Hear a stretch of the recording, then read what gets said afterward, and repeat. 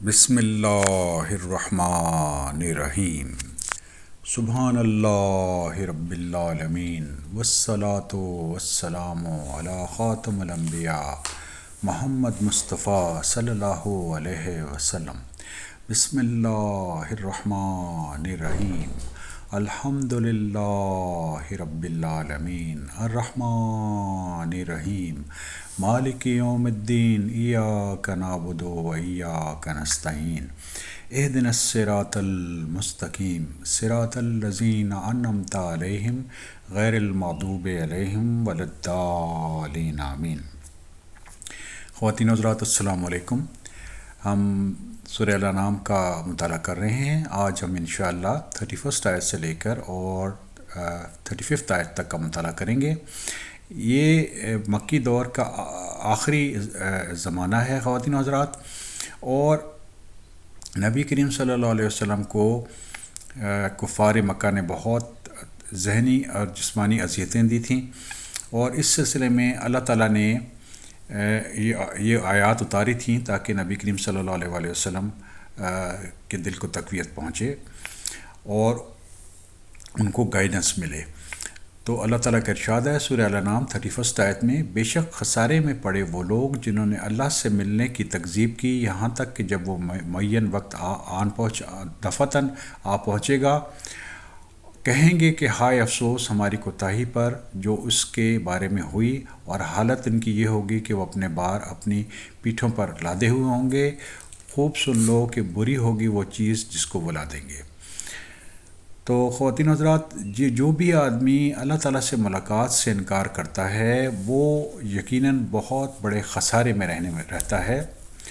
اس کی وجہ یہ ہے کہ یہ ملاقات اللہ رب العالمین سے ہماری یقیناً ہونی ہے، اور جو قیامت ہے ایک دم قائم ہو جائے گی، اور اس دن لوگ حسرت کریں گے اور اپنے گناہوں کے بوجھ کو اپنے پیٹھ پر اٹھائیں گے، اور یقیناً یہ بہت برا بوجھ ہے۔ خاص طور پہ جو کفر اور شرک ہے یہ بہت برا بوجھ ہے۔ سورہ الانعام 32 آیت۔ اور دنیاوی زندگی تو کچھ بھی نہیں بجز لہو و لعب کے، اور دور آخرت متقیوں کے لیے بہتر ہے، کیا تم سوچتے سمجھتے نہیں ہو؟ تو خواتین حضرات، اللہ رب العالمین نے لوگوں کو سوچنے کے بارے میں کہا ہے، غور و فکر کرنے کے، اس کائنات کے اوپر غور و فکر کرنے کے بارے میں کہا ہے، کیونکہ یہ دنیا جو ہے یہ اللہ رب العالمین کی نظر میں لہو و لعب کے علاوہ، کھیل تماشے کے علاوہ اور کچھ نہیں ہے۔ اصل زندگی ہماری آخرت ہے، اور اسی زندگی کے لیے ہمیں تیاری کرنی چاہیے اور اللہ تعالیٰ کا تقوی اختیار کرنا چاہیے۔ جو بھی آدمی جس کے دل میں رب العالمین کا تقوی ہوگا تو وہ اچھے عمل کرے گا، برائی سے رکے گا، اور اللہ تعالیٰ کے راستے میں جہاد کرے گا، کوشش کرے گا، اور مشکل کے وقت وہ صبر کرے گا۔ یہی آدمی جو ہے وہ کامیاب ہونے والا ہے، کیونکہ یہ دنیا جو ہے بہرحال ختم ہونے والی ہے، اور آخرت ہی اصل میں زندگی ہے۔ سورہ الانعام 33 آیت۔ ہم خوب جانتے ہیں کہ آپ کو ان کے اقوال محموم کرتے ہیں، سو یہ لوگ آپ کو جھوٹا نہیں کہتے، لیکن یہ ظالم لوگ اللہ کی آیتوں کا انکار کرتے ہیں۔ تو مشرکین جو تھے ان کی حرکتوں سے نبی کریم صلی اللہ علیہ وآلہ وسلم کو بہت تکلیف ہوتی تھی، لیکن رب العالمین نے فرمایا کہ یہ آپ کو نہیں جھٹلا رہے، یہ تو اللہ رب العالمین کی آیات کو جھٹلا رہے ہیں۔ اور جیسے کہ ہم جانتے ہیں کہ جو بھی اللہ رب العالمین کی آیات کو جھٹلائے گا وہ یقیناً شدید خسارے میں رہنے والوں میں سے ہوگا۔ سورہ الانعام 34 آیت۔ اور بہت سے پیغمبر جو آپ سے پہلے ہوئے ہیں ان کی بھی تکذیب کی جا چکی ہے، سو انہوں نے اس پر صبر ہی کیا، اور ان کی تکذیب کی گئی اور ان کو ایذا پہنچائی گئی، اور یہاں تک کہ ہماری امداد ان کو پہنچی، اور اللہ کی باتوں کو کوئی بدلنے والا نہیں ہے، اور آپ کے پاس بعض پیغمبروں کی خبریں پہنچ چکی ہیں۔ تو یہاں پہ نبی کریم صلی اللہ علیہ وسلم کو اللہ رب العالمین نے یہ فرمایا ہے کہ جس سے پہلے پیغمبر گزر چکے ہیں ان کو بھی اس طرح کی اذیت ملی، لیکن انہوں نے صبر کیا۔ صبر خواتین حضرات یہ ہوتا ہے کہ مشکل اور تکلیف میں اپنے مشن کو نہ چھوڑا جائے، اور وہی اسی راستے پہ چلا جائے جس پر اللہ رب العالمین نے چلنے کا حکم دیا ہے، اور یہی کامیابی کا راستہ ہے۔ اور کیونکہ اللہ رب العالمین کی مدد ایسی صورت میں یقیناً پہنچتی ہے اپنے نبیوں تک، اور اللہ تعالیٰ کی جو کلمات ہیں وہ تبدیل نہیں ہوتے۔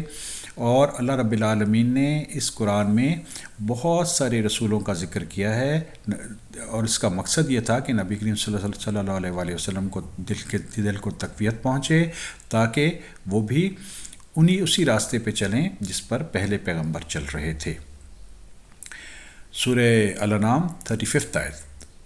اگر آپ کو ان کا آراز گراں گزرتا ہے تو آپ کو یہ قدرت ہے کہ زمین میں کوئی سرنگ یا آسمان میں کوئی سیڑھی ڈھونڈ لیں، پھر کوئی معجزہ لیں تو کرو، اور اگر اللہ کو منظور ہوتا تو ان سب کو راہ راست پر جمع کر دیتے، سو آپ نادانوں میں سے نہ ہو جائیے۔